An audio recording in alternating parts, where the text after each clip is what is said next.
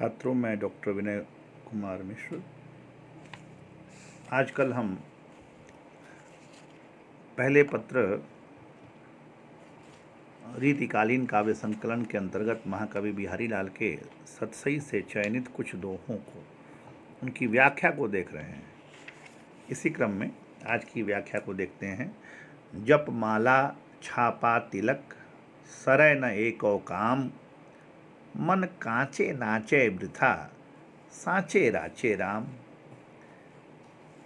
बिहारी यद्यपि रीतिकालीन कवि हैं और रीतकाल के कवियों ने ज़्यादातर अपनी कविता रीतिकाल में नायक नायिका के संबंधों को दिखाने में ही सृजित किया है, किंतु कहीं कहीं कभी कभी उनका सोया हुआ भक्ति भाव भी जग जाता है और वो समाज के पाखंड और आडंबर पर भी अपने दोहों के जरिए प्रहार करते हैं। इस दोहे में भी बिहारी ने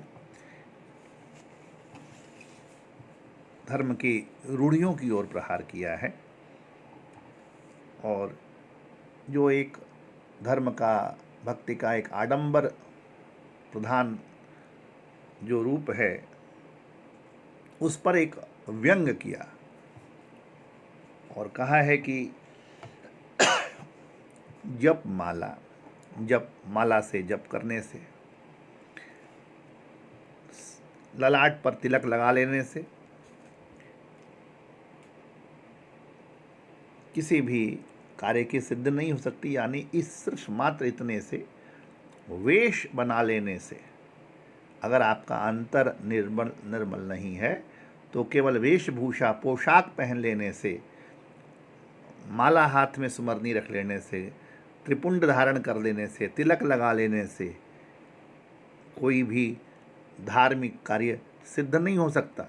जप माला छापा तिलक, सरय न एको काम, एक भी काम सही नहीं हो सकता, पूरा नहीं हो सकता। क्यों नहीं हो सकता? क्योंकि मन कांच है।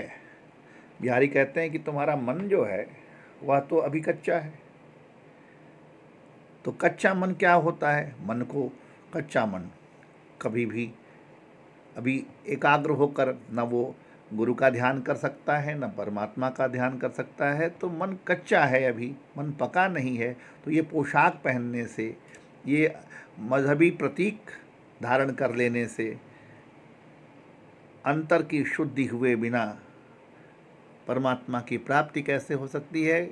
अगर मन परिपक्व नहीं है, कच्चा है, मानसिक स्थिति यह है कि मन चंचल है, बार बार विषयों की ओर जाता है, भटकता है, दौड़ता है। तो जब तक मन चंचल है, अपरिपक्व है, कच्चा है, तब तक यह जो बाहर का आडंबर आपने, चाहे मन न रंगाए रंगाए जोगी कपड़ा, जिसकी बात कबीर करते हैं, तो ठीक उस तरह का ही, उस तरह की संवेदना, उस तरह की व्यंग्योक्ति इस दोहे में है।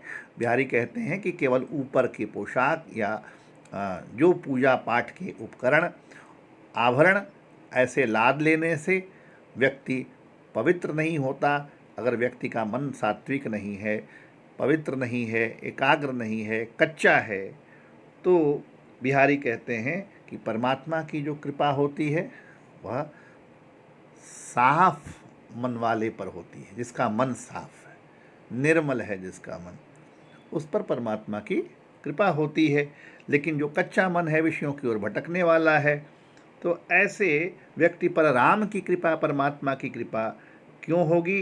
क्योंकि परमात्मा तो हृदय की शुद्धता को देखता है। वह आपके वस्त्र को, छापा, तिलक, सुमिरनी, माला, कंठी, हाथ में त्रिशूल, कड़े, जो भी ऊपर के आपके धर्म के प्रतीकात्मक चीज़ें हैं, परमात्मा का ध्यान उधर कहाँ है? वह तो अंतर के प्रकाश को, आपकी अंतर की निर्मलता को देखता है, आपके अंतर की शुद्धता को पहचानता है और आपकी मन से जो समर्पण है उसके प्रति एकाग्रचित होकर के उसी एक आत्यंतिक भक्ति से परमात्मा प्रसन्न रहता है। इसलिए इस दोहे में आप देख सकते हैं कांचे नाचे अनुप्रास भी है यहाँ पर अलंकार में, और परिसंख्या अलंकार भी है, और बहुत कम बिहारी के ऐसे दोहे हैं। ज़्यादातर दोहे उनके श्रृंगार के दोनों पक्षों के हैं, उभय पक्षों के हैं, संयोग के या वियोग श्रृंगार के, लेकिन कुछ ऐसे दोहे हैं जिनमें भक्ति परक, जिसमें नीति परक, जिसमें सामाजिक संदर्भों को लेकर बिहारी ने दोहे लिखे हैं। उन दोहों में यह दोहा भी एक है और इसीलिए यह महत्वपूर्ण भी है। अगले दोहे की ओर हम चलते हैं।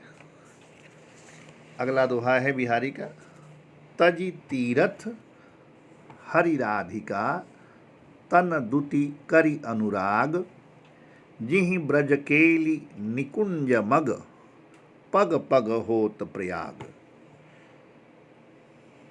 तज तीरथ हरि राधिका तन दुति करि अनुराग। अब ये बिहारी सतसई से जो यह दोहा संकलित है, इसमें बिहारी हम जानते हैं राधा वल्लभ संप्रदाय के भक्त हैं, राधा जी को अपना इष्ट मानते हैं, इसीलिए सतसई का आरंभ ही वो मेरी भव बाधा हरो राधा नागरी सोई से करते हैं। अपने इष्ट जो उनकी देवी हैं वह राधा हैं, तो इस दोहे में भी वह राधा कृष्ण की युगल जो मूर्ति है उसकी उपासना पर इसमें बल देते हैं। कहते हैं कि तज तीरथ हरि राधिका तनदुति करि अनुराग, जिहि ब्रज केली निकुंज मग पग पग होत प्रयाग। अपने मन को समझाता है कवि और कहता है कि तू इधर उधर तीर्थों में कहाँ घूम रहा है, कहाँ कहाँ मंदिरों में, मस्जिदों में, शिवालयों में, गिरजाघरों में, यहाँ वहाँ कहाँ भटकता फिरता है। तो अब ये तीर्थ स्थलों का, धार्मिक जगहों का जो भ्रमण करना है, जो घूमना फिरना है, इसको छोड़ दे और क्या कर, तज तीर्थ, इन तीर्थों को छोड़कर करना क्या है, तो मन को संबोधित करते हुए इस दोहे में बिहारी कहते हैं हरि राधिका तन दुति। कृष्ण और राधिका के जो सौंदर्य बोध है, जो कांति है, जो लावण्य है, मन को कहते हैं ऐ हठी मन, जो तू इधर उधर भटक रहा है, इससे अच्छा है कि तू राधा कृष्ण के सौंदर्य में अपने को लगा, अर्थात उनके रूप का ध्यान कर। क्योंकि जिहि ब्रज केली निकुंज मग पग पग होत प्रयाग। क्योंकि ये राधा कृष्ण कोई मामूली स्त्री पुरुष नहीं है, ये साक्षात ब्रह्म हैं।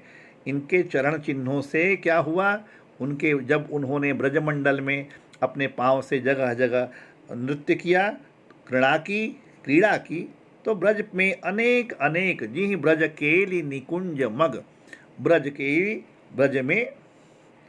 ब्रज के कुंजों में राधा कृष्ण की जो प्रेम की जो लीला हुई है, उससे जगह जगह जहाँ जहाँ राधा कृष्ण के चरण पड़े हैं, पग पग होत प्रयाग। कवि कहता है कि वह ये साक्षात ब्रह्म जो कृष्ण हैं और साक्षात ब्रह्म की दासी, ब्रह्म की शक्ति जो राधिका जी हैं, ये दोनों मिलकर पूर्ण ब्रह्म हैं। तो इनके जहाँ जहाँ चरण ब्रज की कुंजों में पड़े हैं, जहाँ जहाँ ये गए हैं, जहाँ जहाँ इन्होंने लीलाएं की हैं, क्रीड़ाएं की हैं, रास रचाया है, वो स्थान कोई अब मामूली दिव्य हो गए हैं। वो स्थान, वहाँ के धूल कण अलौकिक हो गए हैं, पवित्र हो गए हैं।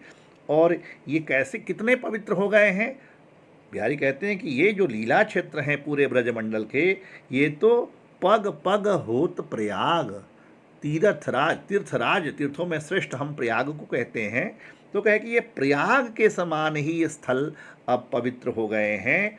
अतः बिहारी कहते हैं कि उन पग स्थलों का, जहाँ जहाँ राधा कृष्ण के चरण पड़े हैं, उनका ही तू ध्यान करेगा तो तेरे को तमाम हजार हजार यज्ञों से, हजार हजार तीर्थों के भ्रमण से भी ज़्यादा तेरे को उसका फल मिल सकता है। और हम तभी जानते हैं कि सबसे अधिक जो पवित्र जो तीर्थस्थली हम मानी गई है, तीर्थ और तीर्थों का जो राजा माना गया है वह प्रयाग को माना गया है, क्योंकि कहते हैं कि वहाँ पर गंगा, यमुना और सरस्वती का संगम स्थल है वह, और उसमें स्नान करने से व्यक्ति जो है पाप से उसमें मुक्त हो जाता है। तो इसमें यह दिखाया गया है कि एक तरफ राधा का रंग गोरा है, गंग जो गंगा नदी है उसका रंग भी श्वेत है, कृष्ण का रंग वह श्यामल है, यमुना की जो धारा है उसको वह श्यामल है, काली है, और जो राधा और कृष्ण के मिलन से जो एक एक मिश्रण से एक धारा बनती है, वह जो भीतर से प्रकट होती है सरस्वती की धारा है। तो बिहारी कहते हैं कि यह राधा कृष्ण का जो सौंदर्य है अपने आप में, यह जो प्रयाग का जो तीर्थ महात्म्य है पूरा का पूरा, उसका महत्व है वह इनमें है, क्योंकि राधा गंगा के समान है, कृष्ण यमुना के समान है, और सरस्वती जो उनका रूप लावण्य है हरित, वह जो है कुल मिलाकर त्रिवेणी की तरह यह पाप मोचक है राधा कृष्ण का ध्यान।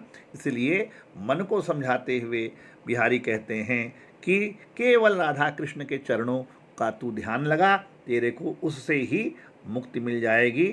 और मूलतः श्रृंगारी कवि होने के बावजूद राधा कृष्ण के रूप में जो उपासना है, यह माधुर्य भाव की उपासना इसमें इस दोहे में बिहारी की दिखाई पड़ती है। बहुत बहुत धन्यवाद।